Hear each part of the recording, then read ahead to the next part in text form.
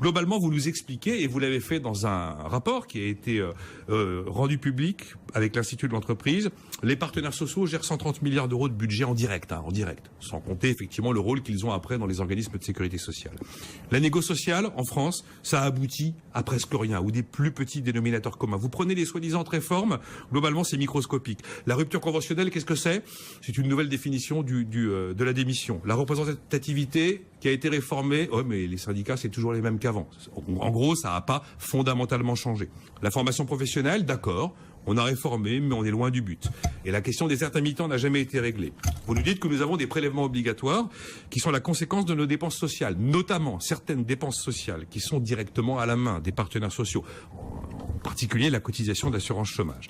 Et puis qu'on a des syndicats sans syndiqués qui vivent, c'est la réalité, de mandats de gestion, avec parfois même un petit peu d'opacité pour ce qui concerne les organismes de formation et les instituts de prévoyance. Et vous êtes d'avis que l'État, finalement, peut-être, prenne directement à sa charge certains domaines, qui seraient notamment l'assurance chômage et pourquoi pas les retraites, avec l'idée que ça n'est plus de l'assurance, mais que c'est de la solidarité. Est-ce que j'ai résumé à peu près proprement la façon dont vous avez analysé le paritarisme aujourd'hui?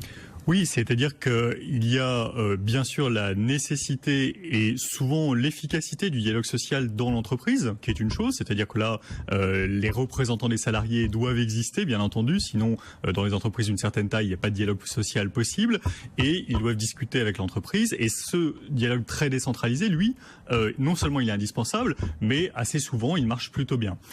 La vraie question, c'est le système institutionnalisé au niveau interprofessionnel national, donc les grands accords, les négociations comme celle de l'assurance chômage dont on va parler aussi après, qui vient de se rouvrir, et les systèmes paritaires gérés également au niveau national. Vous avez parlé donc de l'assurance chômage, mais il y a aussi les retraites complémentaires, qui est le plus gros des systèmes, la santé au travail, la formation professionnelle, etc.